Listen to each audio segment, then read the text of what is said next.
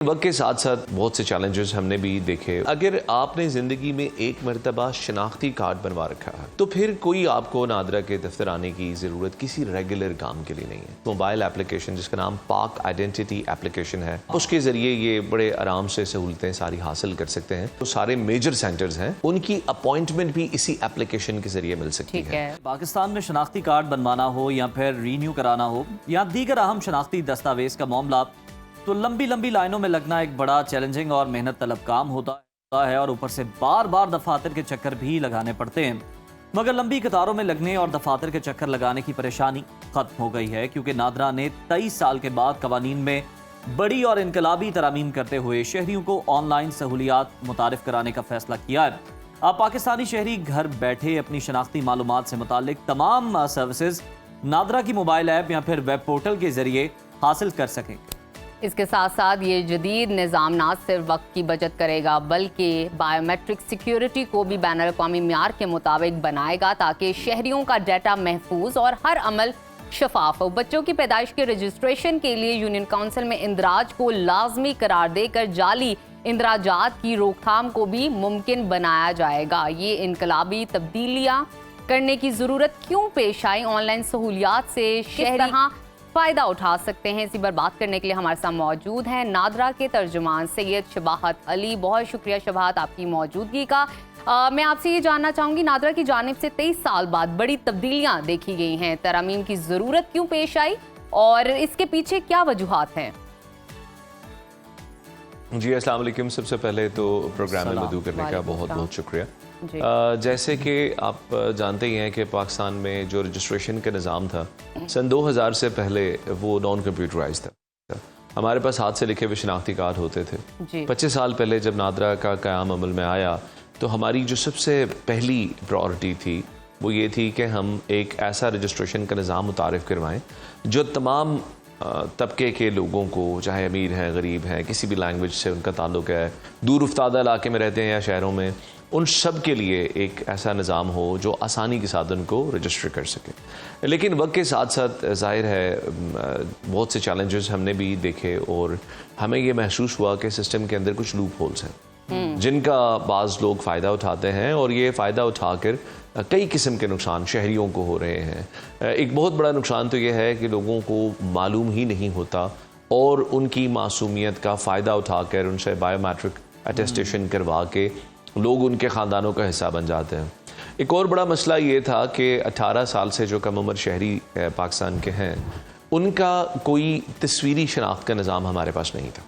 जब मैं कह रहा हूँ तस्वीरी शनाख्त का निज़ाम नहीं था तो उसका मतलब ये है कि एक सर्टिफिकेट है जिसको आप CRC या बेफॉर्म कहते हैं, चाइल्ड रजिस्ट्रेशन सर्टिफिकेट या बेफॉर्म, और उसमें आपके टोटल बच्चों का नाम और उनकी जिन्स दर्ज है। अब उनकी को तस्वीर के साथ आप वेरीफाई तो कर नहीं सकते। सो बाज़ इलाकों में लोगों ने 12-12, 14-14 बच्चे भी रजिस्टर करा रखे होते थे और फिर उससे काफ़ी कॉम्प्लिकेशंस जन्म ले रहे थे। इस सारी तब्दीलियों का अगर आप पूछें कि ओवरऑल बहसीत मजमूई मकसद क्या था, तो अपने रजिस्ट्रेशन के निज़ाम को ज़्यादा मजबूत, ज़्यादा शफाफ बनाना, शहरियों को ये हक देना कि वो अपनी रजिस्ट्रेशन को समझ भी सकें। जानना चाहेंगे कि नई डिजिटल पॉलिसी के तहत कौन कौन सी नादरा की सर्विसेज हैं जो कि शहरियों को घर बैठे उनके डोर स्टेप पर दस्तयाब होंगी, और कौन सी ऐसी सर्विसेज मखसूस हैं जिनके लिए उन्हें दफातर जो है नादरा के लाजमी विजिट करना पड़ेंगे? अच्छा, अगर आपने ज़िंदगी में एक मरतबा शनाख्ती कार्ड बनवा रखा है, यानी 18 साल की उम्र के बाद जो पहली दस्तावेज आपको इशू होनी है वो हो चुकी है, तो फिर कोई आपको नादरा के दफ्तर आने की ज़रूरत किसी रेगुलर काम के लिए नहीं है। आपने अपने पते में तब्दीली करवानी है, आपने अपना कार्ड दोबारा अप्लाई करना है, आपने अपने फैमिली रजिस्ट्रेशन सर्टिफिकेट को हासिल करना है, नाइकॉप अप्लाई करना है, जो कुछ भी करना है वो आप बड़े आराम से इस मोबाइल एप्लीकेशन जिसका नाम पाक आइडेंटिटी एप्लीकेशन है, गूगल और एंड्रॉयड दोनों पर ये ऑलरेडी मौजूद है, लाखों उसके डाउनलोड्स हो चुके हैं, तो आप उसके ज़रिए ये बड़े आराम से सहूलतें सारी हासिल कर सकते हैं और कतार में लगने की कोई ज़रूरत नहीं है। और अगर बिलफर्ज आप फिर भी आपकी तसल्ली नहीं है और आप सेंटर जाना ही चाहते हैं तो आपको तकरीबन जो सारे मेजर सेंटर्स हैं उनकी अपॉइंटमेंट भी इसी एप्लीकेशन के जरिए मिल सकती है। जिसका मतलब ये हुआ कि अगर आप वहाँ जब पहुँचेंगे उस टाइम पे तो आप ही का इंतज़ार हो रहा होगा और आपको किसी क्यू में लगने की ज़रूरत नहीं होगी। अच्छा, हमें ये भी बताइएगा कि ऑनलाइन शनाख्ती कार्ड बनवाने के दौरान शनाख्त का जो एक प्रोसीजर होता है उसकी तस्दीक कैसे की जाएगी, अगर प्रिसाइजली बता सकें। जी बिल्कुल। आप जब अप्लाई करते हैं शनाख्ती कार्ड के लिए तो पहले सूरत हाल ये होती थी कि आपको किसी 17वें ग्रेड के ऑफिसर की अटेस्टेशन चाहिए होती थी। अब ये मामला हमने बड़ा आसान कर दिया। अभी मामला ये है कि आपका कोई भी ब्लड रिलेटिव आपको अटेस्ट कर सकता है। यानी अगर बेटा अप्लाई कर रहा है तो माँ या बाप में से कोई एक भी उसकी बायोमेट्रिक अटेस्टेशन कर सकते हैं, जिसके बाद उसका कार्ड बगैर किसी प्रॉब्लम के डिलीवर हो जाएगा। अच्छा शबाहत, अक्सर लोगों को टेक्नोलॉजी का इस्तेमाल नहीं आता। आपको पता है कि ख्वानदगी की शरह कितनी है, तो मोबाइल ऐप के ज़रिए शनाख्ती कार्ड की दरख्वास्त या फिर तजदीद का अमल किस हद तक सिंपल है और किस हद तक सेफ है? पहले मैं सेफ्टी की बात करूंगा जी। जो आपका डाटा है जाहिर है वो सबसे सेंसिटिव चीज़ है, क्योंकि अगर आपके डाटा तक का एक्सेस दूसरे लोगों तक हो जाए तो इससे बहुत से प्रॉब्लम्स खड़े हो जाते हैं। सो ये जो एप्लीकेशन है ये आपका फिंगर प्रिंट लेती है, यानी आपके उंगलियों का अक्स लेती है, आपके चेहरे का अक्स लेती है और उसको मैच करती है। पहले जो हमारे पास रजिस्ट्री, चूँकि मैंने आपसे कहा कि पहली मरतबा अगर आपने शनाख्ती कार्ड बनवा रखा है तो आप इस एप्लीकेशन से फैज़याब हो सकेंगे, मुस्तफ़ीद हो सकेंगे।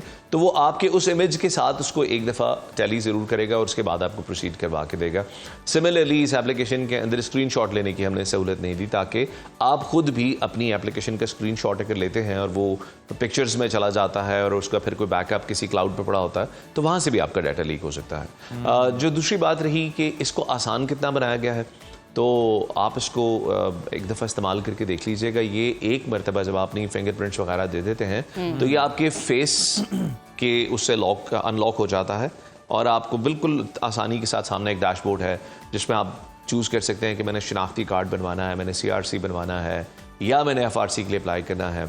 इस एप्लीकेशन का हमने उर्दू वर्जन भी दे दिया है ताकि ज़्यादा से ज़्यादा लोगों तक हम इसको आसानी से पहुंचा बिल्कुल ठीक है। अच्छा, बिल्कुल हम इस्तेमाल करके देखेंगे कि आसान है या थोड़ी सी कॉम्प्लिकेशन है। मैं आपसे ये जानना चाहूँगी, बताइएगा इस ऐप को इस्तेमाल करने के लिए किसी किस्म का ख़ास स्मार्टफोन तो नहीं चाहिए पर्टिकुलरली, एक तो ये बता दीजिए, और साथ ही साथ शहरियों के डाटा को महफूज करने के लिए क्या इकदाम किए गए हैं, नए इकदाम?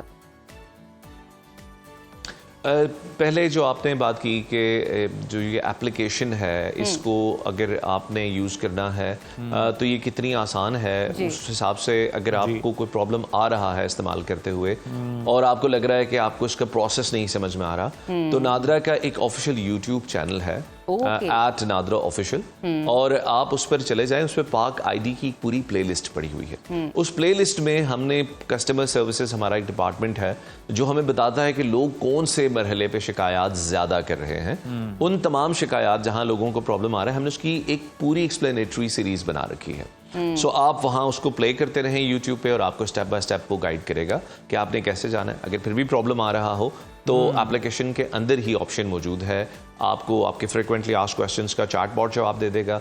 फिर भी प्रॉब्लम हो तो आप हमारे सोशल मीडिया हैंडल्स, हमारी ईमेल या मोबाइल फ़ोन पर 1777 हमारी हेल्पलाइन है, उसके ज़रिए रब्ता कर सकते हैं।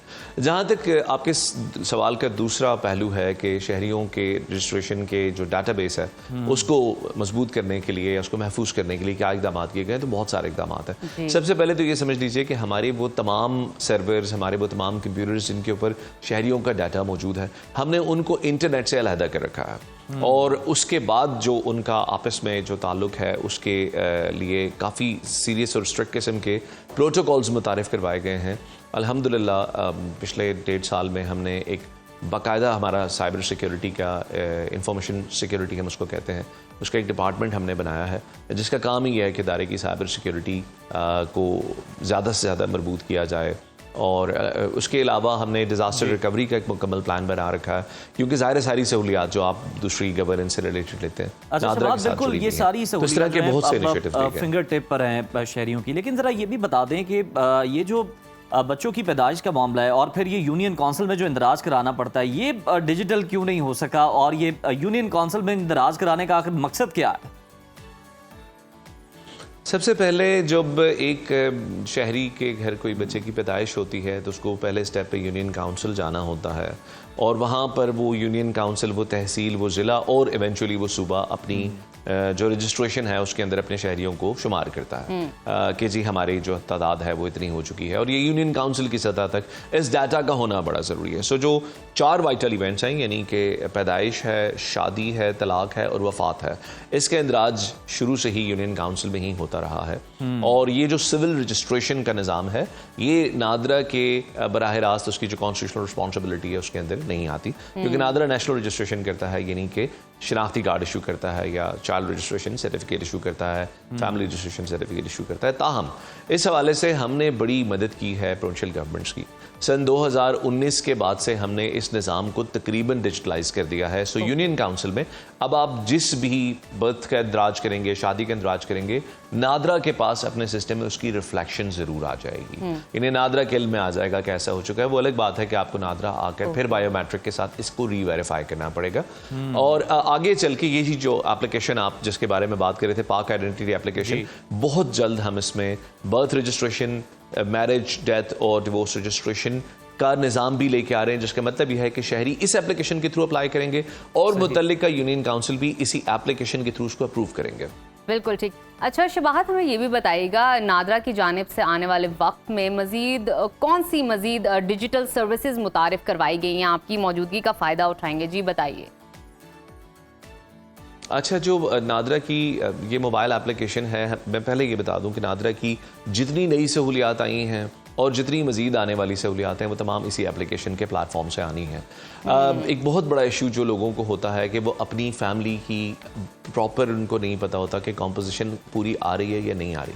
यानी आपसे भी अगर मैं सवाल कर लूँ कि क्या आपको 100% यकीन है कि आपके बहन भाइयों की तादाद बिल्कुल एग्जैक्ट है और वो एक दूसरे के साथ नादरा के सिस्टम में इंटीग्रेटेड हैं या नहीं हैं, तो आपको शायद इसका इल्म ना हो अगर आपने रिसेंटली अपना FRC यानी फैमिली रजिस्ट्रेशन सर्टिफिकेट नहीं निकलवा रखा। तो एक बहुत बड़ी सहूलियत जो इन तब्दीलियों में हमने की है वो ये है कि आप इस मोबाइल एप्लीकेशन पे बगैर FRC निकलवाए अपनी मुकम्मल फैमिली कॉम्पोजिशन देख सकते हैं। ज़बरदस्त। और देखने में अगर आपको लगे कि आपका कोई बहन भाई मिसिंग है, कोई बच्चा मिसिंग है या कोई फ़र्द ज़्यादा ऐड हो गया है जो दर हकीकत आपके ख़ानदान का हिस्सा नहीं है, तो आप यहीं पर रिपोर्ट भी कर सकते हैं और उसके बाद नादरा अपना जो भी काम है वो करेगा।